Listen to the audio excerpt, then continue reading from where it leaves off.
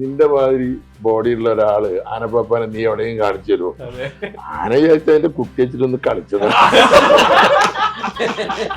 அவர் வந்து நீங்க பார்த்து அவர் பார்த்த கிட்ட வந்து ஹீரோ சார் ஒரே கிக் வாங்கிட்டு போங்க வாங்கி அதுக்கப்புறம் உண்டு. ഞാൻ കോഴീനൊക്കെ പോന്നിട്ടുണ്ട്.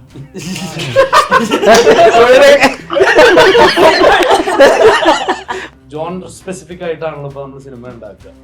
അതല്ലാതെ ഇതിൽ എല്ലാ ജോണറും കണക്ട് ചെയ്ത് പോയിട്ട് ഒരു കഥ കിട്ടുമ്പോൾ ഒബ്വിയസ്ലി എന്താ പ്രൊഡ്യൂസർ എനിക്ക് അത് തന്നെ ധാരാളം. അത് മനുഷ്യനാണോ മറ്റേ ചാത്തനാണോ ഒടിയനാണോ അങ്ങനെയൊന്നും അതൊക്കെ കണ്ടിട്ട് തീരുമാനിക്കണം.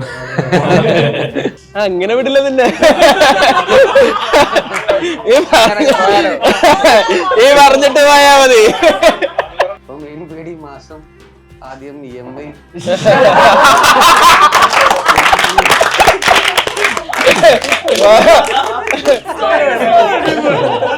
ഞാൻ പ്രസപ്പടങ്ങളൊന്നും കാണാറില്ല, എനിക്ക് നല്ല പേടിയാണ്, അതുകൊണ്ട് ഞാനൊന്നും കാണാറില്ല. അതിന്റെ മെയിൻ കാരണം എന്ന് പറഞ്ഞാൽ ഭീഷ്മ പർവ്വത്തിലെ ശിവൻകുട്ടി എന്നുള്ള കഥാപാത്രം ചെയ്യുന്ന ശേഷമാണ് ഇങ്ങനെയുള്ള ക്യാരക്ടേഴ്സ് വരാൻ തുടങ്ങിയത്. ഇപ്പൊ ഭയങ്കര അതിന്റെ ഒരുപാട് സംഭവങ്ങൾ റീൽസ് ആയിട്ട് വരുന്നുണ്ട്. കാശിന്റെ കഴപ്പ്, കാശിന്റെ കഴപ്പ്. പാലേരി മാണിക്യം ഒരു പാതിര കൊലപാതകത്തിന്റെ കഥ.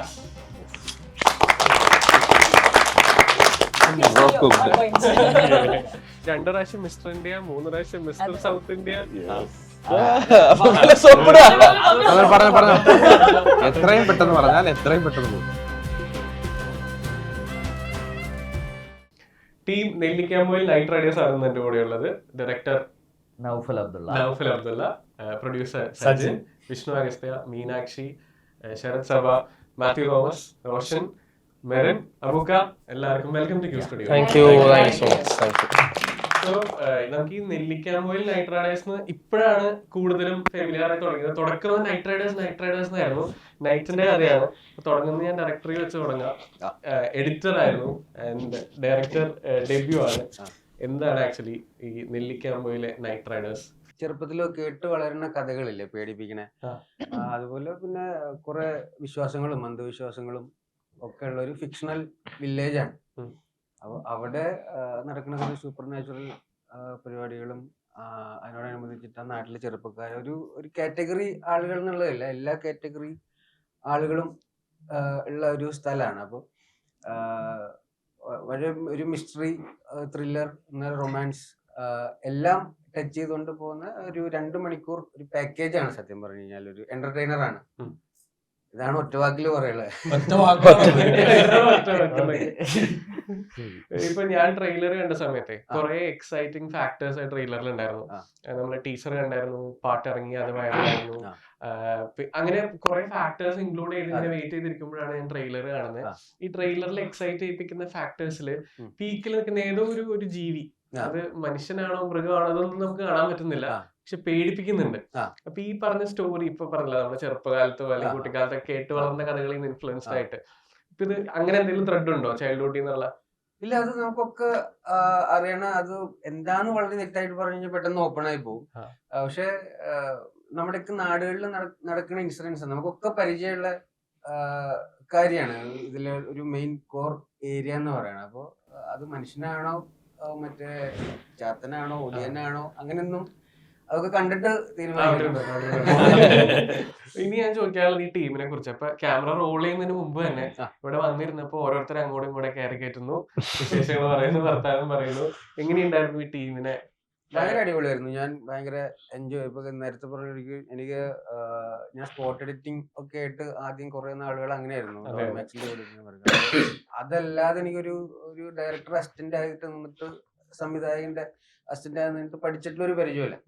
അപ്പൊ എന്റെ ഒരു വേ ഓഫ് മേക്കിംഗ് പറഞ്ഞു കഴിഞ്ഞാൽ അത് ഇവരൊക്കെ എങ്ങനെ ഉൾക്കൊണ്ടുവന്ന് ഇവരാണ് പറയേണ്ടത്. എനിക്ക് പറഞ്ഞ പോലെ ഞാൻ ഭയങ്കര എനിക്ക് ചില്ലായിരുന്നു. പിന്നെ ആ സമയത്ത് ഒരു 150 പേരെ ഡെയിലി മേയ്ക്കേണ്ട ഒരു പരിപാടിയാണല്ലോ പരിപാടി എന്ന് പറയുന്നത്. അപ്പൊ ഞാൻ ഭയങ്കര ഹാപ്പി ആയിരുന്നു. അബുക്ക ഉൾപ്പെടെ നമ്മൾ വിചാരിച്ചു സീനിയർ ആർട്ടിസ്റ്റ് ഇവരൊക്കെ നമ്മുടെ കയ്യിൽ നിൽക്കുന്ന ആൾക്കാരാ, പറഞ്ഞതിന്റെ മുകളിലൊന്നും. അബുക്ക എങ്ങനെ ഇരിക്കുന്നു ഭയങ്കര ടെൻഷനൊക്കെ ആയിരുന്നു. അപ്പൊ ആദ്യം ഒന്ന് മൊട്ടടിക്കാൻ പറഞ്ഞപ്പോ ഒന്ന് മടിച്ചു, നിർബന്ധിച്ചപ്പോ ചെയ്യാന്നും പറഞ്ഞു, പിന്നെ നമ്മുടെ ആളായി. എങ്ങനെയുണ്ടായിരുന്നു അബൂക്ക? കൂട്ടത്തില് ഏറ്റവും സീനിയർ ആയിട്ടുള്ള ആളാണ്. നമുക്ക് മലയാളത്തില് വില്ലനായിട്ട് വന്നു, പിന്നെ ഇപ്പൊ കുറച്ചു കാലമായിട്ട് നമ്മളൊക്കെ ചിരിപ്പിച്ചുകൊണ്ടിരിക്കുകയാണ്. എങ്ങനെയുണ്ടായിരുന്നു ഈ നൈറ്റ് റൈഡേഴ്സും ഈ ടീമും ഈ ഡയറക്ടർ പറഞ്ഞ പോലെ എക്സ്പീരിയൻസ് ഒക്കെ? ഈ ഇതിന്റെ പ്രത്യേകത എന്ന് പറഞ്ഞാൽ അദ്ദേഹം പറഞ്ഞ മാതിരി തന്നെ അദ്ദേഹം ഒരു എഡിറ്ററാണ്. അപ്പോൾ ഓരോ ഷോട്ടുകളും എഡിറ്റ് ചെയ്തുകൊണ്ട് തന്നെയാണ് പുള്ളി എടുത്തുകൊണ്ടിരുന്നത്. Direct ചെയ്തിട്ട്. അപ്പോൾ പുള്ളിക്ക് വേണ്ട സാധനങ്ങൾ അത് വേണ്ട രൂപത്തിൽ എടുത്തിട്ടുണ്ട്. പിന്നെ ഈ ചെറുപ്പക്കാരുടെ ഒരു നിര, അത് വളരെ രസകരമായിരുന്നു. നമുക്ക് ലൊക്കേഷനിലും അവര് വളരെ ആത്മാർത്ഥമായിട്ട് ആ ഒരു സ്നേഹബന്ധം ഉണ്ടാക്കിക്കൊണ്ട് തന്നെ വളരെ എൻജോയ് ചെയ്ത് ഷൂട്ട് ചെയ്ത സിനിമയാണ്. അപ്പം നമ്മള് ഒരു പുതിയ അങ്ങനത്തെ ഒരു സെറ്റിലേക്ക് നമ്മൾ വന്നിട്ട്, നമ്മൾ മുൻകാലത്ത് ഒരുപാട് സെറ്റുകളിൽ, അപ്പൊ പുതിയ തലമുറയിലുള്ള ഇവരുടെ കൂടെ ഈ സെറ്റിൽ വന്നപ്പോൾ അത് നല്ലൊരു അനുഭവമായിരുന്നു. വളരെ സന്തോഷം ഉണ്ടായിരുന്നു. അടിപൊളി. ഇനി പ്രൊഡ്യൂസർ എന്തായിരുന്നു ഈ ഒരു സിനിമയ്ക്കുള്ള ഒരു ഹൈ? ഈ സിനിമയ്ക്കുള്ള ഹൈ എന്ന് പറഞ്ഞാൽ, സ്റ്റാർട്ടിങ് ഹൈ എന്ന് പറഞ്ഞാൽ നൗഫലാണ്. നൗഫൽ എന്ന് പറഞ്ഞ ഒരു ടെക്നീഷ്യൻ ഇത്രയും വർഷമായിട്ട് ഇൻഡസ്ട്രിയിലുണ്ട്. നമുക്ക് സുഡാനി തൊട്ട് ഒരു നല്ല സിനിമകൾ തന്നിട്ടുള്ള ഒരു ടെക്നീഷ്യനാണ്. അപ്പൊ ആ ടെക്നീഷ്യന്റെ ഡെബ്യൂ ഡയറക്ടോറിയൽ എന്ന് പറയുന്നത് എന്തുകൊണ്ടും മറ്റുള്ളവർ ചെയ്യുന്നതിന് കുറച്ചും കൂടി ഈസി ആയിരിക്കും, കുറച്ചും കൂടിയും ഒരു കമാൻഡിങ് ഉണ്ടാവും. ആ ക്രാഫ്റ്റിൽ ഇത്രയും വർഷത്തെ ഒരു സൗണ്ട് നോളജ് ഉണ്ട്. അപ്പോൾ when he's coming on board, അത് ഒബ്വിയസ്ലി അതായിരുന്നു അതിന്റെ ഏറ്റവും വലിയ ഹൈലൈറ്റ്. പിന്നെ സുനുവും ജ്യോതിഷും എഴുതിയ കഥ, ആ കഥയില് ഈ പറഞ്ഞ പോലെ ഇപ്പൊ നിങ്ങൾ പറഞ്ഞ ഒരുപാട് എലമെന്റ്സ് ഉണ്ട്. ഈ എലമെന്റ്സ് ഒക്കെ ആ കഥയിലൂടെ കടന്നു പോവുകയും അത് ഒരു സ്ഥലത്ത് അവസാനിക്കുകയും ചെയ്യുന്ന അത്തരം കഥകൾ ഇപ്പൊ ജോണർ സ്പെസിഫിക് ആയിട്ടാണല്ലോ ഇപ്പൊ നമ്മൾ സിനിമ ഉണ്ടാക്കുക. അതല്ലാതെ ഇതിൽ എല്ലാ ജോണറും കണക്ട് ചെയ്ത് പോയിട്ട് ഒരു കഥ കിട്ടുമ്പോൾ ഒബ്വിയസ്ലി ആസ് എന്താ പ്രൊഡ്യൂസർ, എനിക്ക് അത് തന്നെ ധാരാളമായിരുന്നു. അതെ അതെ. വിഷ്ണുവിലേക്ക് വരുമ്പോ, വിഷ്ണുവിന്റെ ഒരു സീരീസ് ഓഫ് ക്യാരക്ടേഴ്സ് നമ്മളിപ്പോ കണ്ടിട്ടുണ്ട്. ഇപ്പൊ ലേറ്റസ്റ്റ് ആയിട്ട് സോണി ലിവില് റിലീസായ സീരീസ് വരെ നമുക്ക് ഡിഫറെന്റ് ആയിട്ടുള്ള ഒരു ജോണറും വിഷ്ണുവിന്റെ ഒരു ഷെയ്ഡ് നമുക്കറിയാം. ഇത് വരുന്ന സമയത്ത് ഞാൻ ട്രെയിലർ കണ്ടപ്പോ ഒരു പോലീസുകാരനാണ്, തമിഴ് ടച്ച് ഉള്ള ഒരു പോലീസുകാരനാണ്. ആണോ? അല്ല, ഐ മീൻ തമിഴ്നാട്ടിൽ ജോലി ചെയ്തിട്ടുണ്ടാവണം അല്ലേ പുള്ളി? പുള്ളി പറയുന്നൊന്നും വിശ്വസിക്കണ്ട. ക്യാരക്ടർ അപ്പൊ ഇതില് ബേസിക്കലി വളരെ കുറച്ച് സമയം വരുന്നൊരു ക്യാരക്ടറാണ്. പുഷ്പരാജ് എന്നാണ് ക്യാരക്ടറിന്റെ പേര്. എനിക്ക് തോന്നുന്നു ഞാൻ ആദ്യമായിട്ട് ആണ്, ഐ മീൻ ഫിലിം മേക്കറെ നേരത്തെ കാണാതെ ഒരു സിനിമയിൽ അഭിനയിക്കുന്നത്. സജിൻ, ഞങ്ങൾ ഒരുമിച്ച് 1900-കളിലൊക്കെ കോ ആക്ടേഴ്സ് ആയിരുന്നു, അഭിനയിച്ചിട്ടുണ്ട്.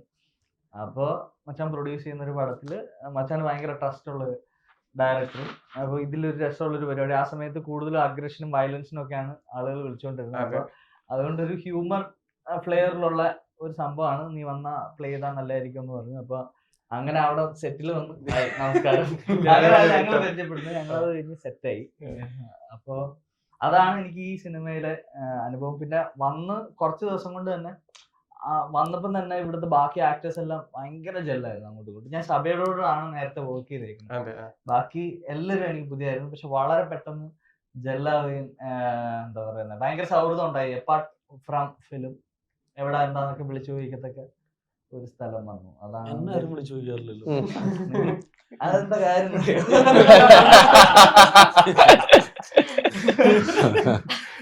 അപ്പൊ അതായിരുന്നു ബ്രോ. നൈസ്. ഞാൻ ട്രെയിലർ കണ്ട സമയത്ത് എനിക്ക് തോന്നുന്നു ഞാൻ കാണാത്ത ആള് മെറിനാണ് ട്രെയിലറിൽ. എന്താണ് അതിന്റെ എക്സൈറ്റിംഗ് ഫാക്ടർ ആയിട്ട് എന്തെങ്കിലും ഉണ്ടോ? ഉറപ്പായിട്ടും അതൊരു എക്സൈറ്റിംഗ് ക്യാരക്ടറാണ്. ഭയങ്കര ക്രൂഷ്യൽ അല്ല അത് ഞാൻ പറഞ്ഞ പിന്നെ ചേച്ചി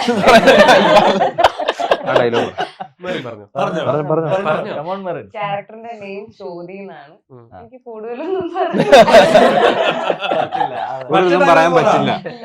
പക്ഷെ ഒരു ചെറിയ ക്യാരക്ടർ റോളാണ്, പക്ഷെ ഒരു സർപ്രൈസിംഗ് റോൾ. പക്ഷെ ഞാനില്ലാണ്ട്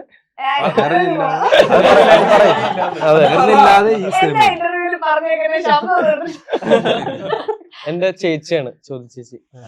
ചേച്ചി അനിയൻ ബന്ധം ഭയങ്കര ബോണ്ടാണ് ഞങ്ങൾ തമ്മില്. ഓക്കെ. ഞാനില്ല, ചോദ്യം ഇല്ലാണ്ട് കഥയില്ല എന്നാണോ? ചോദ്യം ഇല്ലാണ്ട് കഥ. ശ്യാമനില്ല. അതെ ശ്യാമനില്ലെങ്കിൽ സിനിമയില്ല. സിമ്പിൾ സിനിമ ഇറങ്ങിയിട്ടുണ്ട്. കമ്മിങ് ടു മീനാക്ഷി, വാഴയ്ക്ക് ശേഷം വരുന്ന മറ്റൊരു കിടിലൻ ബിഗ് സിനിമയാണ് മാത്യുവിന്റെ കൂടെയാണ് പെയറായിട്ടുള്ളത്. പാട്ട് ഭയങ്കര വൈറലായിരുന്നു, നിങ്ങളുടെ റീല് ഷൂട്ട് ചെയ്ത വീഡിയോ ഭയങ്കര വൈറലായിരുന്നു. എന്തായിരുന്നു നൈറ്റ് റൈഡേഴ്സിലേക്കുള്ള ഒരു ഹൈ? ഹൈ ഡെഫിനറ്റ്ലി ടീമും നമ്മുടെ കഥയും തന്നെയാണ്. ആദ്യം നൗഫലേക്ക് മെസ്സേജ് ചെയ്തു ഇൻസ്റ്റയില്, മീറ്റ് ചെയ്യാൻ ഒരു കഥയുണ്ട്. അപ്പൊ തന്നെ ഞാൻ പോയി. ജ്യോതിചേട്ടനും സുരചേട്ടനും ഉണ്ടായിരുന്നു.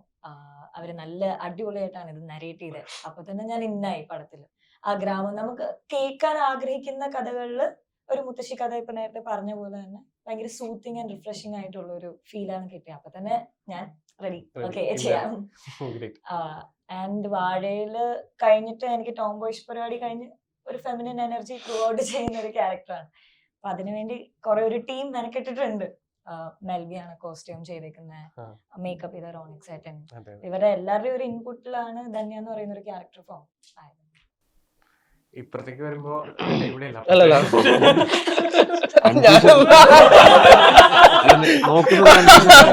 എന്നോടാന്ന് വിചാരിച്ചു, പക്ഷെ അത് വീണില്ല അവിടെ. ഇപ്പൊ ഞാൻ സ്റ്റക്കായിരുന്നു. റോഷ പൈങ്കിളി കഴിഞ്ഞു, അതിന്റെ ക്യാരക്ടർ, പിന്നെ ആവേശം, ഇതൊക്കെ നമുക്ക് നമ്മുടെ കയ്യിലുണ്ട്.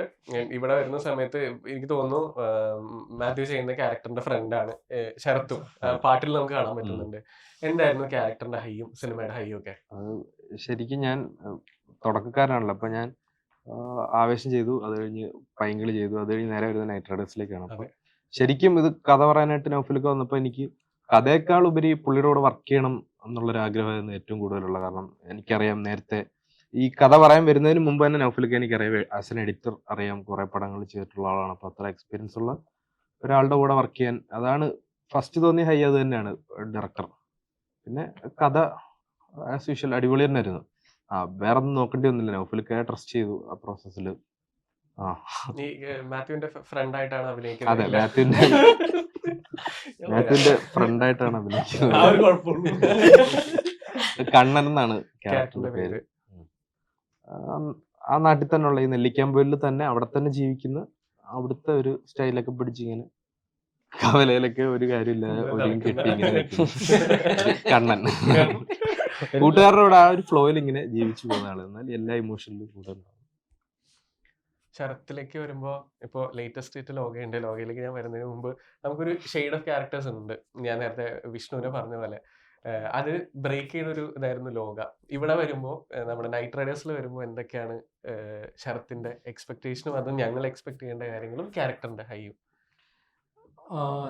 ഞാൻ ഇതിലോട്ട് വരുന്നത് ജ്യോതിഷ്, സുനു ഇവരുടെ കൂടെ ഞാൻ മുൻപ് വർക്ക് ചെയ്തിട്ടുണ്ട്. അവര് പ്രണയവിലാസത്തിന്റെ റൈറ്റേഴ്സാണ്. അപ്പോൾ ഇവരുടെ മുൻപ് വർക്ക് ചെയ്തിട്ടുണ്ട്. അത് കഴിഞ്ഞ് ജ്യോതിഷാണ് എന്നെ വിളിക്കുന്നത്.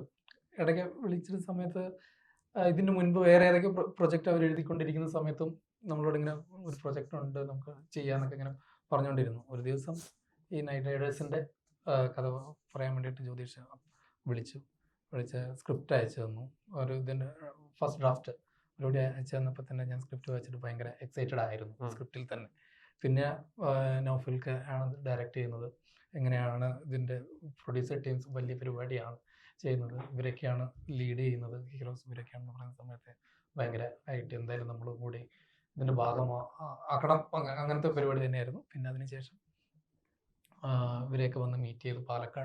പാലക്കാട് മലമ്പുഴയിലായിരുന്നു ഫസ്റ്റ് മീറ്റിംഗ്. എല്ലാവരും കൂടെ വന്ന് മീറ്റ് ചെയ്ത് ക്യാരക്ടർ എന്താണ്? ക്യാരക്ടർ രാജേഷ് എന്നാണ് കഥാപാത്രത്തിന്റെ പേര്. മാത്യുവിന്റെ ഫ്രണ്ടാണ്, മാത്യുവിന്റെ സുഹൃത്താണ്.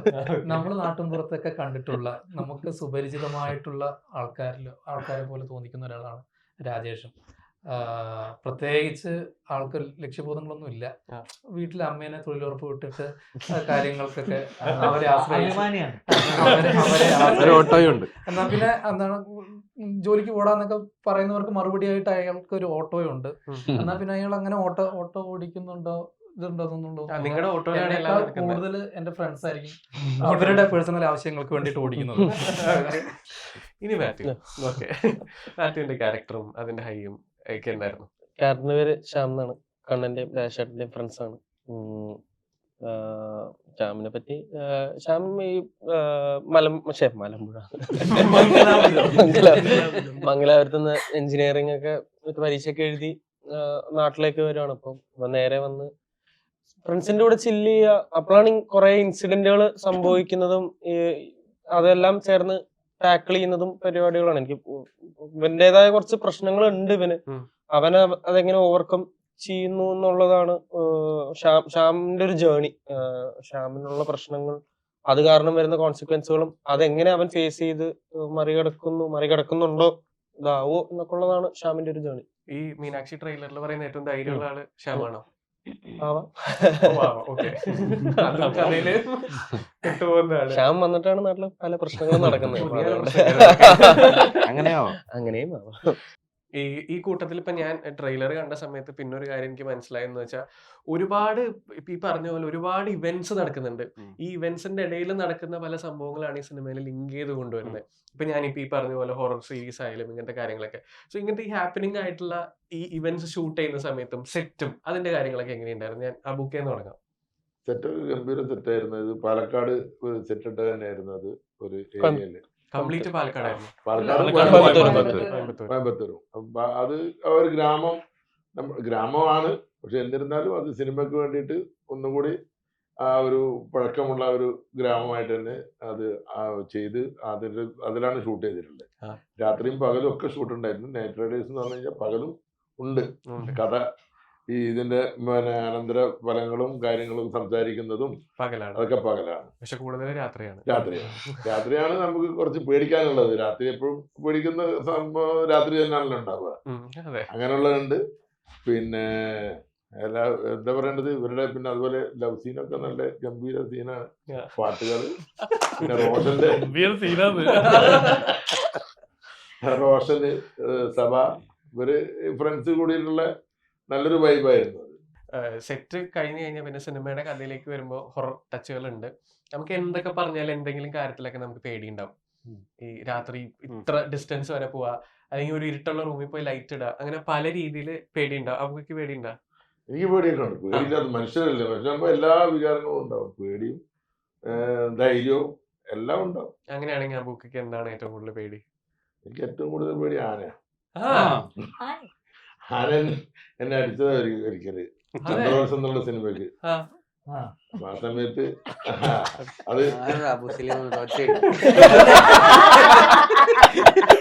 ഇങ്ങനെ അടിച്ചതാ. അങ്ങനെയല്ല, കൊമ്പോണ്ട് ഇങ്ങനെ അടിച്ചതാ. അത് രഞ്ജിത്ത് ഡയറക്റ്റ് ചന്ദ്രോത്സവം എന്ന് പറഞ്ഞ സിനിമയൊക്കെ. അപ്പൊ ഷൂട്ടിങ്ങിനിടയിൽ നമ്മളെ റിഹേഴ്സലിൽ ആനക്ക് പഴം കൊടുക്കുന്ന മാതിരി 2-3 ആക്ഷൻ കാണിച്ചു. ഞാൻ ടേക്കില് ഒറിജിനലായിട്ട് പഴം വായിലേക്ക് വെച്ച് കൊടുത്തപ്പോ ആനക്ക് ചൂടായി തെറിച്ച് ഞാൻ വീണ് എന്ന് വിചാരിച്ചിട്ട് ആന തുമ്പിക്കൈ കൊണ്ട് ഇങ്ങനെ തിരയാണ് പിടിക്കാൻ വേണ്ടിട്ട്. ഞാൻ തെറിച്ച് വീണില്ല, ഞാൻ അങ്ങോട്ട് ഓടി. എന്നിൽ ആനപ്പാപ്പാനും ഓടി. ആന വയലന്റ് ആയിട്ടുള്ള ആനയാണ്. അപ്പൊ ഒരുപാട് ആനകൾ വേറെയുണ്ട്. എല്ലാം ശബ്ദം ഉണ്ടാക്കി ഭയങ്കര. ക്യാമറാമാൻ അളകപ്പനായിരുന്നു. ക്യാമറ റണ്ണൗട്ടായി പോയി. അതേ അടിച്ച് അത്രയും ഇതായിരുന്നു. പിന്നെ ആനപ്പാപ്പാൻ ഓടി പോകുന്ന പോക്കില് ഒരു ബൂസ്റ്റർ ഉണ്ടായിരുന്നു അവിടെ. അത് വലിച്ചിട്ട് എന്റെ കാലിൽ കട്ടിട്ട് ചോര ഇഞ്ചി. അങ്ങനെ പിന്നെ ഹോസ്പിറ്റലിൽ പോയി വന്ന് അതിനുശേഷം ആനക്ക് കുറെ പഴമൊക്കെ ഇട്ട് കൊടുത്ത് എന്നിട്ടാണ്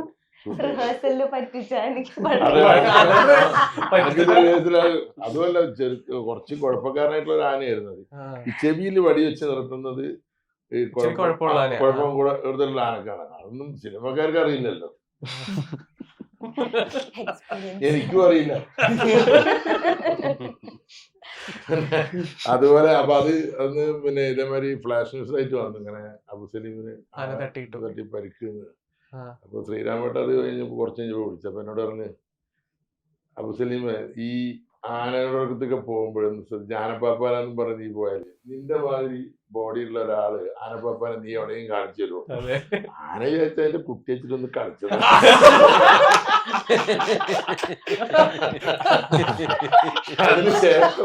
അതിനുശേഷം ഞാൻ പിന്നെ ആനയായിട്ടുള്ള സീനില് ഇല്ല. പരിപാടികൾക്ക് ഉത്സവം പെരുന്നാൾ അതിനൊന്നും പോയില്ല. ഉണ്ടെങ്കിലും വിട്ടു നിൽക്കും വളരെ ശ്രദ്ധിക്കും. കാരണം ഇത് പിന്നെ ഫൈറ്റ് മാസ്റ്റേഴ്സ് പറയുന്ന മാതിരി സാർ ഒന്നുമില്ല സാർ, നമ്മുടെ ഒരു രംഗം വിശദീകരിച്ചു തരാണ്. ഒന്നുമില്ല സാർ, நீங்க அங்கே இருந்து வருவாரு, ஹீரோ சார் இங்கே இருந்து வருவாரு. அவர் வந்து நீங்க பார்த்து அவர் பார்த்து கிட்ட வந்து ஹீரோ சார் ஒரே கிக் வாங்கிட்டு போவோம். பாக்கி அதுக்கப்புறம் உண்டு. அதுக்கப்புறம் அந்த இது மேல இருந்து நீங்க கீழே 2வது மாடியிலிருந்து கீழே ஜம்ப் பண்ணிக்கோ. கீழே அட்டப்பட்டு இருக்கு, ஒன்னும் ஆகாது. ഇത് ഒന്നും ഇല്ല സാർ പറഞ്ഞ് തുടങ്ങുമ്പോഴേക്കും നമുക്ക് അറിയാം സംഭവം പണി വരുന്നുണ്ട്. എന്ന മാതിരിയാണ്. ഇത് ഭയങ്കര ഒരു പേടിയായി പോയി. മെറിന് എന്താ ഏറ്റവും കൂടുതൽ പേടി? എനിക്കോ ചെലന്തി, സ്പൈഡർ. അത് നമ്മൾ യൂഷ്വൽ ലിസ്റ്റിലുള്ള ഒരു പേടിയാണല്ലോ, ഈ ചെലന്തി, പല്ലി, പാറ്റ. അതല്ലാതെ ലൈറ്റ് ഓഫ് ചെയ്തിട്ടുള്ളൊക്കെ ഒരു ചെറിയ പ്രയത്നം ഉണ്ടായിരുന്നു. പേടിയൊക്കെ ഉണ്ട്, പേടിയില്ല. ഇപ്പൊ അങ്ങനത്തെ പേടിയൊന്നും ഇല്ല. ഒറ്റയ്ക്ക് താമസിക്കുന്നില്ല.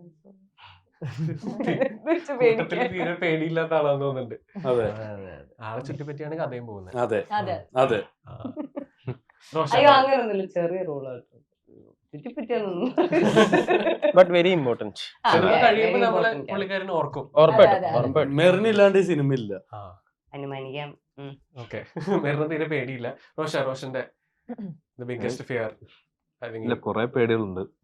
എനിക്കൊന്നും ഒരു കാര്യം തന്നെ കൂടുതലാകുമ്പോ പേടിയാവും. അപ്പൊ അതിൽ ഇന്ന പേടിയൊന്നുമില്ല. ഇപ്പൊ ഇരുട്ട് തന്നെ, സാധാ ഇരുട്ട് അങ്ങനെ കുഴപ്പമില്ല. പക്ഷെ ഭയങ്കര ഇരുട്ടൊക്കെ ആകുമ്പോ അങ്ങനെ അല്ല, ഞാൻ പറയാം നോർമൽ കാര്യങ്ങൾ, അങ്ങനെ ഇന്നതായിട്ട് പേടി അങ്ങനെ ഇല്ല. എന്തെങ്കിലും ഇങ്ങനെ കൂടുമ്പോ അതെ, എന്തിന്റെ ഇന്റൻസിറ്റി ആണോ കൂടുന്നത് അതിന് കുറച്ച് പേടിയാവും. ഈ പറഞ്ഞ പല്ലി, പാറ്റ, ചെലന്തി ഇല്ല, അങ്ങനത്തെ പരിപാടിയൊന്നും ഇല്ല, അങ്ങനെ ഒരു പേടിയില്ല. അത് പറഞ്ഞു കഴിഞ്ഞാൽ അത് പറയണ്ടെന്ന് പറയാം.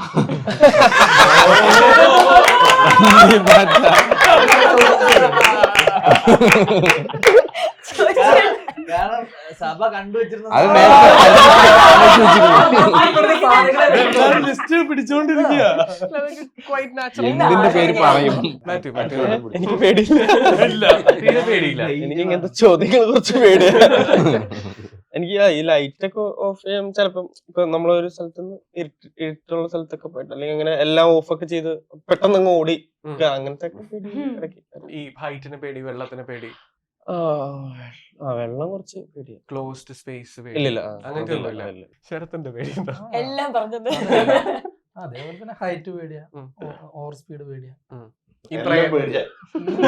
എല്ലാം പേടിയാ. ഈ ചോദ്യം പേടിയാ. പ്രേതങ്ങളെ ആദ്യം കൊച്ചിലേക്ക് പേടി ഉണ്ടായിരുന്നു.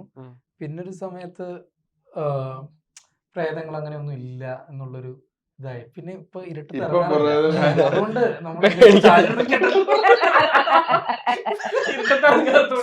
അതിന് ഇരുട്ടില്ലല്ലോ ഇപ്പൊ. മുൻപൊക്കെ എവിടെ ടൗണിൽ ഇറങ്ങുമ്പോ എവിടെ ഇരുട്ടുള്ളത്? നമ്മുടെ നാട്ടുമ്പുറത്തൊക്കെ പോകുമ്പോ അപ്പൊ ആ ഇരുട്ടിനെയാണ് ഞങ്ങൾ തിരിച്ചു കൊണ്ടുവന്നിട്ടുള്ളത്.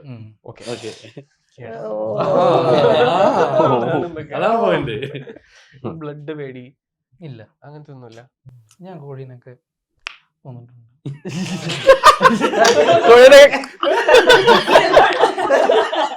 കൊന്നിട്ടുണ്ട്. അത് ഞാനൊരു നാടകം ചെയ്യുന്ന സമയത്ത് ഒരു തുടക്കം അപ്പൊ ആളൊരു കുക്ക് ചെയ്യുന്ന ഒരു ക്യാരക്ടറാണ്.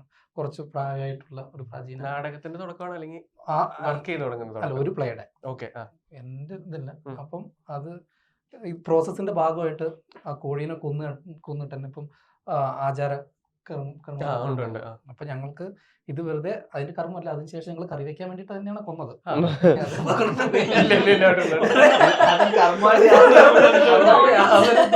പക്ഷെ ഒരു ക്യാരക്ടറിനെ ആ ഒരു പ്രോസസ്സിലൂടെയും കൂടെ, ആ ക്യാരക്ടർ ചെയ്യുന്ന പ്രോസസ്സിലൂടെ ആക്ടറിനെയും കൂടെ ഒന്ന് കടത്തി വിടുക എന്നുള്ള ഭാഗത്തിന് കോഴീനെയൊക്കെ കൊന്നു. അപ്പം മറ്റുള്ളവർ വിചാരിച്ചത് ഞാൻ നന്നായിട്ട് പേടിച്ചിട്ടൊക്കെ ചെയ്യുന്നു. ഞാൻ കൊച്ചുനാളില് അച്ഛനൊക്കെ ചെയ്യുന്ന കണ്ടിട്ടുണ്ട്.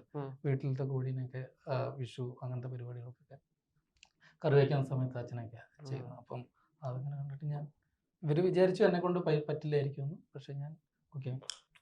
ചിലരുണ്ട് ചിക്കൻ കട്ട് ചെയ്യുന്ന കണ്ടു കഴിഞ്ഞാൽ ചിക്കൻ കഴിക്കില്ല, അങ്ങനത്തെ പരിപാടി ഉണ്ട്. അതാണോ പേടി? അല്ലല്ല, മീനാക്ഷി എനിക്കും കൊറേ പേടികളുണ്ട്. പാമ്പിനെ ഭയങ്കര പേടിയാണ്. പിന്നെ എനിക്ക് അത് ഞാൻ പറയാൻ വെച്ചിരുന്നു. സോറി, എനിക്ക്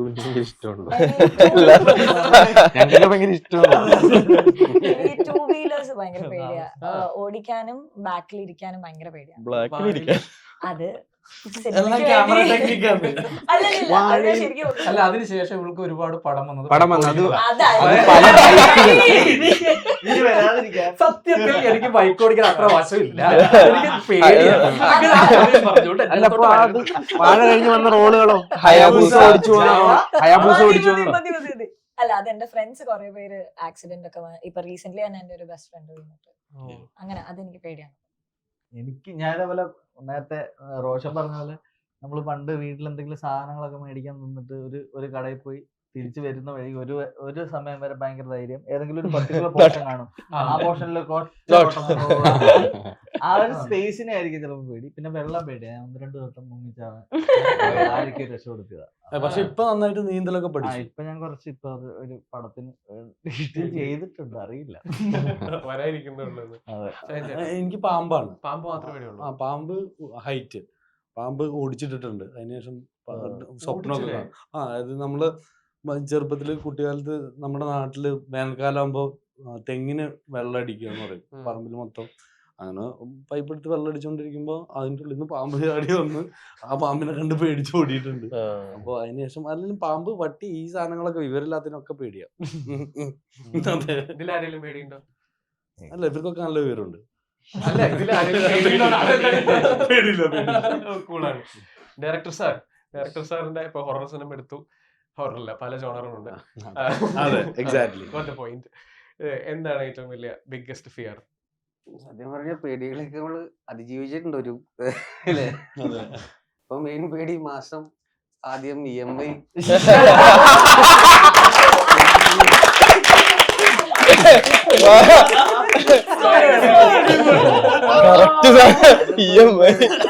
പേടി കപ്പയാ. ഈ പടത്തോടുകൂടി ആ പേടി മാറും. ഇതാണ് നമ്മൾ ഉദ്ദേശിച്ചത്. ഓക്കെ, പേടി സെറ്റുകൾ നമ്മൾ കണ്ടു, കുറെ പ്രേത സിനിമകൾ നമ്മൾ കണ്ടിട്ടുണ്ട്. നമ്മളും സിനിമയും ഇതൊക്കെ ആയിട്ട് ഭയങ്കര ലിങ്ക് ഉണ്ട്. ഒരു എൻഡിൽ നിന്ന് ഇപ്പൊ നമ്മൾ തുടങ്ങുകയാണെന്നുണ്ടെങ്കിൽ നമ്മൾ കണ്ട് ജംപ് സ്കെയർ ചെയ്തിട്ടുള്ള ഒരുപാട് സിനിമകളുണ്ട്, ഒറ്റയ്ക്കിരുന്ന് കാണാൻ പേടിച്ചിട്ടുള്ള സിനിമകളുണ്ട്. അതിപ്പോ എന്തൊക്കെയാണ്? ഇപ്പൊ ഫൈനൽ ഡെസ്റ്റിനേഷൻ പോലെ, കോൺജറിങ് പോലെ മലയാളത്തിൽ ഒരു സെറ്റ് ഓഫ് സിനിമകൾ അങ്ങനെ വന്നിട്ടുണ്ട്. ഇപ്പൊ നിങ്ങളുടെ സിനിമ അതിന്റെ ഒരു ഭാഗമാണ്.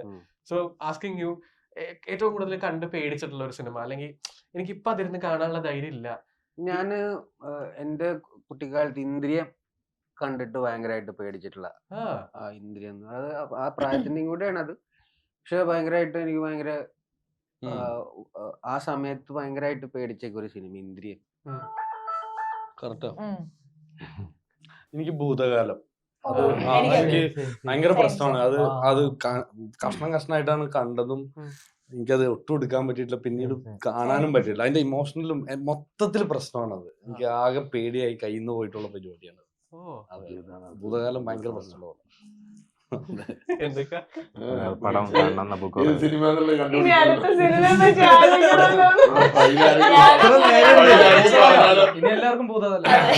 ഭൂതകാലം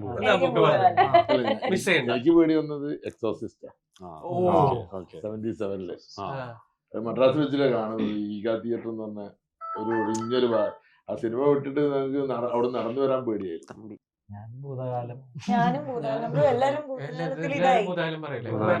ഞാൻ പ്രേതപ്പടങ്ങളൊന്നും കാണാറില്ല, എനിക്ക് നല്ല പേടിയാണ്. അതുകൊണ്ട് ഞാനൊന്നും കാണാറില്ല. നിങ്ങളെല്ലാരും റോഷനോ? അതെ, ഭൂതകാലം കുറച്ച് നാൾക്ക് നല്ല പേടിച്ച ഒരു ഭൂതകാലം ഞാൻ ഒരു 10 മിനിറ്റ് കണ്ടിട്ട് ഞാൻ നിർത്തി. അതും പകലാണ് ഞാൻ കാണണേ, കണ്ടു പോകാൻ പറ്റുന്നുണ്ടായിരുന്നില്ല. ആകാശം അതും കണ്ടിട്ടില്ല. ഏറ്റവും പേടിച്ചിട്ടുള്ള സിനിമ ഏറ്റവും പേടിച്ചിട്ടില്ല മലയാളത്തിൽ എന്ന് പറഞ്ഞപ്പോ വേറൊരു സിനിമ ഉണ്ടായിരുന്നു, സുരേഷ് ഗോപി. മേഘസന്ദേശം. അതൊന്നും എനിക്ക് കാണാൻ പറ്റില്ല. അയ്യോ, പേടി. അല്ല, കോമഡി കണ്ടിട്ടുണ്ട്, ബാക്കി കുഞ്ഞുനാളൊക്കെ അത് കാണുമ്പോ ആക്ച്വലി ഭയങ്കര പേടിപ്പിക്കുന്ന സിനിമകളായിരുന്നു ഈ ആകാശഗംഗയും മേഘസന്ദേശം. തമിഴ് പിസ്സ അതും അല്ല, ഈ ഹൊറർ മൂവീസ് ഒക്കെ ഏത് കണ്ടു കഴിഞ്ഞാലും നമ്മുടെ ജീവിതത്തിൽ നമ്മൾ കാണുന്ന സ്ഥലങ്ങള്, നമ്മൾ പെരുമാറുന്ന ഇടങ്ങള്, അങ്ങനെയൊക്കെയുള്ള സ്ഥലങ്ങൾ ആ സിനിമയിലുണ്ടെങ്കിൽ നമുക്ക് അത് കഴിഞ്ഞ് വരുമ്പം ഭയങ്കര പേടിയായിരിക്കും. ആ ഇതുമായിട്ട് നമ്മൾ കമ്പയർ ചെയ്യും, ഇവിടെ ഉണ്ടാവുമോ. ഞങ്ങള് പണ്ട് ചെറുതുരുത്തി റെസ്റ്റ് ഹൗസ് ഉണ്ട്, അവിടെ ഷൂട്ടിങ്ങിന് പോയി കഴിഞ്ഞാൽ അവിടെയാണ് അധികം റൂം ഉണ്ടാകുക. പഴയ ബ്രിട്ടീഷ് കാലത്ത് ഉണ്ടാക്കിയ ബിൽഡിംഗ് ആണ്. ഇതാണ് ഞാൻ നേരത്തെ ഒരു ചോദ്യം ചോദിച്ചില്ല, ഏറ്റവും പേടിച്ചിട്ടുള്ള സിറ്റുവേഷൻസ് ഉണ്ടോന്ന്. അവിടെ അങ്ങനെ പല സംഭവങ്ങളൊക്കെ പറയുന്ന കേൾക്കാം. പക്ഷെ എന്നാലും നമ്മൾ കിടന്ന് 2-3 ആൾക്കാർ ഞങ്ങൾ കിടക്കുന്നുണ്ട്. എന്നാലും 3 ആളുണ്ടെങ്കിലും മൂത്രമൊഴിക്കാൻ പോകണമെങ്കിൽ ഒരാൾ വിളിക്കണം. ബാത്റൂമൊക്കെ വലിയ ബാത്റൂം, ഈ പിന്നെ ഷട്ടറില്ലേ, ഷട്ടറൊക്കെ മരം കൊണ്ടുള്ള ഷട്ടറില്ലേ, അങ്ങനത്തെ ഡോറാ. ഇപ്പൊ നമ്മൾ ഈ എക്സോസിസ്റ്റ് ഒക്കെ കണ്ടു വന്നു കഴിഞ്ഞാൽ അതുമായിട്ട് നമ്മൾ കമ്പയർ ചെയ്തിട്ട് ഇവിടെ ഉണ്ടാവുമോ ഇത് വരുമ്പോ മൂത്രമൊഴിച്ചൊക്കെ തിരിച്ചു വരുമ്പോ ഇങ്ങനെ വേക്കുന്നുണ്ട്. ഇപ്പൊ പണ്ട് പറയുന്ന ആൾക്കാർ ഇങ്ങനെ നമ്മൾ കൈയിന്റെ കഷ്ടത്തിന്റെ അടിയിൽ കൂടെ നോക്കിയാൽ കാണാൻ പറ്റും, ഇങ്ങനെ തിരിഞ്ഞു നോക്കാൻ പാടില്ല എന്നൊക്കെ പറയും. നമ്മൾ ഇങ്ങനെയൊക്കെ നോക്കും, ഒന്നും ഉണ്ടാകാൻ കഷ്ടപ്പെട്ടു.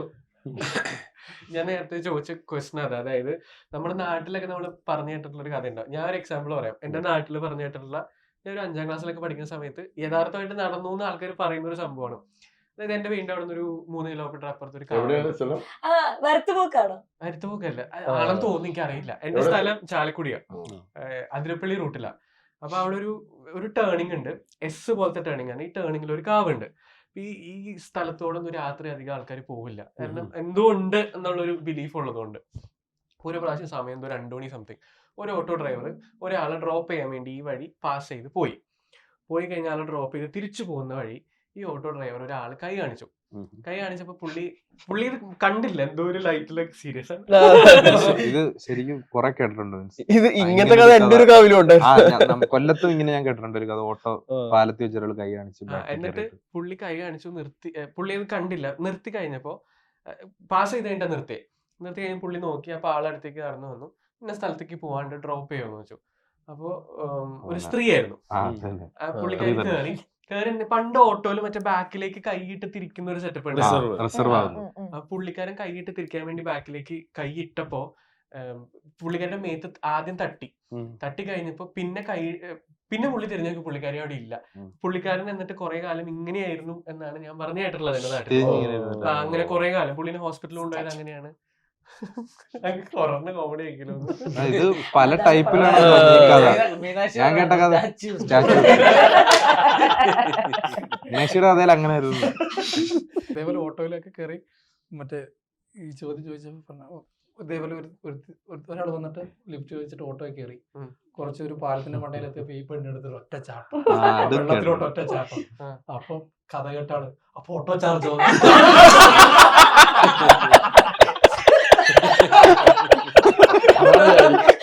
അപ്പൊ വണ്ടി ഓടിച്ച ആളെവിടെ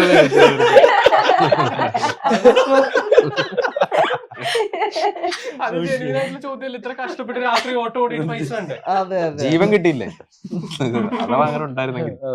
ഇതേപോലെ കുറെ ഹൊറർ സീരീസും കാര്യങ്ങളൊക്കെയാണല്ലോ ഈ സ്റ്റോറി ഡിസ്കസ് ചെയ്യുന്നത്. അതില് വൈറലായിട്ടുള്ളതായിരുന്നു മീനാക്ഷിയുടെയും അതേപോലെ തന്നെ മാത്യുവിന്റെ. എങ്ങനെയുണ്ടായിരുന്നു ആദ്യത്തെ കിട്ടുന്ന ഒരു ഓഫ് സ്ക്രീനിൽ ഹൊറർ ആയിരുന്നു. ഓക്കെ, ഓൺ സ്ക്രീൻ വരുമ്പോ ആദ്യത്തെ സോങ്? ഓ, എനിക്ക് മീനാക്ഷിനെ നല്ല പേടി കേട്ടോ. അത് പറയാറുണ്ടല്ലേ? ഒരു മിനിറ്റ്. അല്ല, മീനാക്ഷിനെ ഭയങ്കര പേടി എനിക്ക്. അല്ല, അത് എന്താണെന്നൊന്നും പറയാൻ പറ്റില്ല. ഇത് പറയാൻ തന്നെ ഞാൻ പേടിച്ചു പറയുന്നത്. അതെ, ഒരു ഹൊറർ കോമഡിയാ. എങ്ങനെയുണ്ടായിരുന്നു പാട്ടും അതിന്റെ ഷൂട്ടിങ്ങും? ഫസ്റ്റ് സോങ് ആണ്. അതെ, ഫസ്റ്റ് ആയിട്ടാണ് ഒരു റൊമാൻറ്റിക് ട്രാക്ക് ചെയ്യുന്നത്. നല്ല വെയിലത്ത് പണിയെടുത്ത് ഞാൻ കരിഞ്ഞാണ് ആ സോങ് ചെയ്തത്. നല്ല കോയമ്പത്തൂരില്. അപ്പൊ രസമായിരുന്നു. ഞാൻ ഭയങ്കരമായിട്ട് എൻജോയ് ചെയ്ത്. സത്യത്തില് അന്ന് വെച്ചത് വേറെ ഞങ്ങളുടെ ഒരു ഡാൻസ് ഒക്കെ കട്ട് ചെയ്തു. ഇതുമായിട്ടൊരു ബന്ധമില്ലാത്ത സോങ് ആയിരുന്നു. പിന്നെ സോങ് ആ സമയത്തായിട്ടുണ്ടായില്ല. ഇല്ല, അന്ന് സോങ് കിട്ടി, പക്ഷെ അത് വർക്കായില്ല. പക്ഷെ അത് വെച്ച് ഷൂട്ട് ചെയ്യേണ്ടി വന്നു. ഭാഗ്യത്തിന് ലിപ്പ് വെച്ചില്ല, ലിപ്പില്ലാതെ ഷൂട്ട് ചെയ്തോണ്ട് വേറെ സോങ്ങിലോട്ട് അത് പ്ലേസ് ചെയ്തു. അബൂക്കനെ നമ്മള് കുറെ കാലം സ്ക്രീനിൽ കണ്ടത് ഒരു ഹാർട്ട് ഡ്രോപ്പ് വില്ലൻ, ഒരു ഹാർഡ് മാൻ എന്നൊക്കെ ഉള്ളതായിരുന്നു. വളരെ കുറച്ച് കാലമായിട്ടാണ് ഇത്രയും കോമഡിയും നമുക്ക് ഭയങ്കര ഇഷ്ടം തോന്നുന്ന ക്യാരക്ടേഴ്സ് ഒക്കെ ചെയ്തു വരുന്നത്. അപ്പൊ ഇത് പുതിയ ടൈപ്പ് ക്യാരക്ടേഴ്സ് ഒക്കെ ട്രൈ ഔട്ട് ചെയ്യുന്ന സമയത്ത് ആൾക്കാർ ഒരുപാട് നല്ല കാര്യങ്ങൾ പറയുന്നു ക്യാരക്ടറിനെ കുറിച്ചും കോമഡിയെ കുറിച്ചൊക്കെ. എന്താ ഫീൽ ചെയ്യണേ? വളരെ സന്തോഷം. കാരണം എന്ന് പറഞ്ഞാൽ നമുക്ക് ഒരുപാട് കാലമായിട്ട് കിട്ടാത്ത വേഷങ്ങളാണ് കിട്ടിക്കൊണ്ടിരിക്കുന്നത്. അതിന്റെ മെയിൻ കാരണം എന്ന് പറഞ്ഞാൽ ഭീഷ്മപർവത്തിലെ ശിവൻകുട്ടി എന്നുള്ള കഥാപാത്രം ചെയ്യുന്ന ശേഷമാണ് ഇങ്ങനെയുള്ള ക്യാരക്ടേഴ്സ് വരാൻ തുടങ്ങിയത്. കോമഡി കുറച്ച് സാധനങ്ങൾ ഇങ്ങനെ ആദ്യം മുതലേ ഞാൻ കോമഡി എന്നെ കൊണ്ട് ഫസ്റ്റ് ചെയ്യിക്കുന്നത് ദിലീപാണ്. പിന്നെ ഇൻസ്പെക്ടർ ഗരുഡ് എന്ന് പറഞ്ഞ സിനിമയിൽ എൻ്റെ അടുത്ത് പറഞ്ഞു ഇങ്ങനെ ഒരു സീനുണ്ട്, അത് അബുക്ക് തന്നെ ചെയ്യണം. അങ്ങനെ പറഞ്ഞൊരു കോമഡി സീക്വൻസ് ചെയ്ത്. പിന്നെ മായാമോഹിനിയില്, മൈ ബോസില് ഒക്കെ ദിലീപ് സജസ്റ്റ് ചെയ്തതാണ്. അതിന് ശേഷം നമ്മുടെ മറ്റേ അമരക്കുളം തോണി, അതിനുശേഷം ജോണി എസ് അപ്പ, ഇപ്പൊ ഭയങ്കര ഒരുപാട് സംഭവങ്ങൾ റീൽസ് ആയിട്ട് വരുന്നുണ്ട്. കാശിന്റെ കാശിന്റെ കഴപ്പ്, കാശിന്റെ കുഴപ്പം എന്നാ വലിയ വീടാണ് മലയാളി. ഓ കാശിന്റെ കഴപ്പ് എല്ലാം അത് ഭയങ്കര ഹിറ്റ് ചെയ്തതാണ്. അതുപോലെ മറ്റേ ഇയാള് എന്റെ ധൈര്യത്തിലാണ് കംപ്ലീറ്റ് അടി ഉണ്ടാക്കുന്നത്. ഷാജോൺ മേലാളി അവിടെ വേദനിച്ചിട്ട് മുണ്ട് മടക്കി കുത്തി തരുന്നത് വൈഫാണ്. കുത്തിയിട്ട് വിടുകയാണ്. നമ്മൾ ഈ കാണുന്ന ലുക്കേ ഉള്ളൂ. പൈങ്കിളി അങ്ങോട്ട് പോകുന്ന മോനോട് പറഞ്ഞു കഴിഞ്ഞാൽ മോൻ ഇങ്ങോട്ടേക്ക് പോകും. എന്നാ പിന്നെ അതിലെ പോയിക്കോ വഴിയിൽ വിടുന്നു. അപ്പൊ അങ്ങനത്തെ അച്ഛന്മാരിപ്പം സമൂഹത്തിൽ കൂടുതലായിട്ട് കാണുന്ന കാലഘട്ടമാണ്. ഒരുപാട് പറഞ്ഞത് കേൾക്കാത്ത മക്കളും പിന്നെ അവസാനമാണ് ഈ പറഞ്ഞതിലെന്തോ കാര്യമുണ്ടെന്നുള്ളത് മനസ്സിലാക്കാൻ പറ്റുള്ളൂ. അപ്പൊ അത് അങ്ങനത്തെ ഒരു കഥാപാത്രം ഒക്കെ വേറെ രീതിയിൽ തന്നെ എല്ലാം വേറിട്ട് തന്നെ ചെയ്യാൻ പറ്റി എന്നുള്ളതാണ് ഭാഗ്യം. ഗ്രേറ്റ്. അതിൽ നമുക്ക് ഒരുപാട് സന്തോഷമുണ്ട്. അബൂക്ക പോലെയുള്ള ആർട്ടിസ്റ്റുകൾ ഇതേപോലെ തമാശയൊക്കെ ചെയ്ത് ഇതിലും അതുപോലെ തന്നെയാണ്. അതെ, അതുറപ്പാണ്. ആൻഡ് ലാസ്റ്റ് നമുക്കൊരു സെഗ്മെന്റ് കൂടി ഉണ്ട്. ഇപ്പൊ നമ്മുടെ സിനിമ എന്ന് പറയുന്നത് നൈറ്റ് റൈഡേഴ്സ് ആണ്. ഈ നൈറ്റ്, രാത്രി, രാവ് എന്നൊക്കെ പറഞ്ഞിട്ട് ഒരുപാട് സിനിമകൾ നമ്മുടെ മലയാളത്തിൽ വന്നിട്ടുണ്ട്. അങ്ങനെയാണെന്നുണ്ടെങ്കിൽ എല്ലാവർക്കും ഓരോ സിനിമ പേര് വെച്ച് പറയാൻ പറ്റുമോ? ഈ രാത്രി, നൈറ്റ് എന്നൊക്കെ പറഞ്ഞിട്ട് ലിസ്റ്റ് എന്തെങ്കിലും റെഡി ആയിട്ടുണ്ട്. Starting from the director. ആ രാത്രി. ആ രാത്രി. ഓക്കെ, ഞാൻ പറഞ്ഞില്ല, 5-ാം പാതിര. Okay, nice. ആദ്യ രാത്രി. പാതിരാത്രി അങ്ങനെ എടുത്ത് കണ്ടിരുന്നു. നീല വിളിച്ചോ,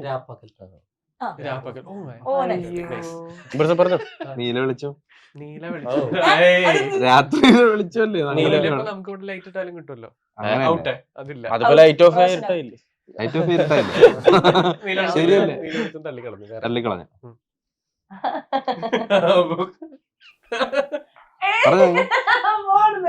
പറ മെറും പറ. ഒരു പടത്തിന്റെ പേര് പറഞ്ഞു കൊടുത്ത അവളുടെ രാവുകൾ.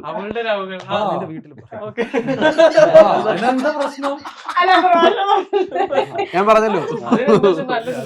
ഇനി റോഷൻ പറയാണ്ട്, ഡയറക്ടർ പറയാണ്ട്, പ്രൊഡ്യൂസർ ഞാനിപ്പോ പറഞ്ഞു അവളുടെ രാവുകൾ. അതാ മെറിൻ പറഞ്ഞല്ലേ? അല്ലല്ല, മെറിൻ പറയട്ടെ. വിഷ്ണു പറഞ്ഞിട്ടില്ല. ആരെങ്കിലും ഹെൽപ്പ് ചെയ്യടാ. എന്താണ് ക്വസ്റ്റ്യൻ? എന്തായിരുന്നു? രാത്രി, നൈറ്റ്, രാവ്. Night Riders. നൈറ്റ് റൈഡേഴ്സ് ഞാൻ പറഞ്ഞു. Night drive. Okay, night Riders അത് പറഞ്ഞു. റോഷൻ നല്ല നിലാവുള്ള രാത്രി. അത് ഇവിടുന്ന് പറഞ്ഞതാണ്. ലിസ്റ്റ് ഒക്കെ ഉണ്ടാക്കി. ലിസ്റ്റിലുള്ള കുറെ പടം ഉണ്ട്. പറയട്ടെ. നാദിയ കൊല്ലപ്പെട്ട രാത്രി. ഒന്നൊരു 5 കൂടി പറഞ്ഞു. കല്യാണ രാത്രി. പാതിര മണൽ. പാതിര കല്യാണ രാത്രി സിനിമയുണ്ടോ? 3.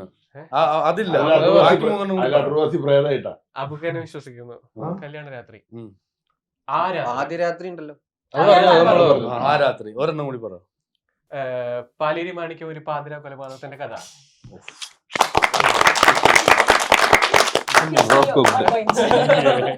Thank you so much guys. എനിക്ക് ഭയങ്കര ഇഷ്ടമായി നിങ്ങളൊക്കെ ഇരുന്ന് സംസാരിച്ചതിൽ ഒരുപാട് സന്തോഷം.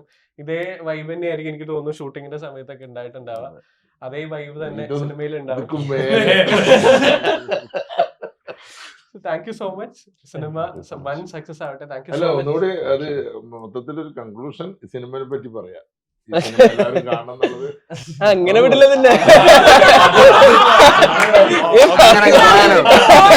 ഈ പറഞ്ഞിട്ട് പോയാ മതി. പോലീസ് ഞാൻ വിക്കിപീഡിയ നോക്കുമ്പോ 2 പ്രാവശ്യം മിസ്റ്റർ ഇന്ത്യ, 3 പ്രാവശ്യം മിസ്റ്റർ സൗത്ത് ഇന്ത്യ. എത്രയും പെട്ടെന്ന് പറഞ്ഞാൽ എത്രയും പെട്ടെന്ന് പോകും. അങ്ങനെ നെല്ലിക്കമ്പോയിൽ നൈറ്റ് റൈഡേഴ്സ് ഒക്ടോബർ 10 തിയേറ്ററിൽ റിലീസ് ആവുകയാണ്. ഇതേ വൈബ് തന്നെയാണ് സിനിമയിൽ. ഈ പറഞ്ഞ പോലെ ഒരുപാട് ജോണേഴ്സ് മിക്സ് ആവുന്നുണ്ട്. ഹൊറർ ഉണ്ട്, ലവ് ഉണ്ട്, ആക്ഷൻ ഉണ്ട്, ത്രില്ലിംഗ് ഉണ്ട്. ഈ എലമെന്റ്സോടുകൂടെ ഒക്കെ തന്നെ ഒക്ടോബർ 10 തിയേറ്ററിൽ എത്തുന്ന നൈറ്റ് റൈഡേഴ്സ് നമ്മളെല്ലാവരും ഒരുമിച്ച് പോയി കാണില്ലേ? ഉറപ്പായിട്ടും. So see you in theatres. Thank U.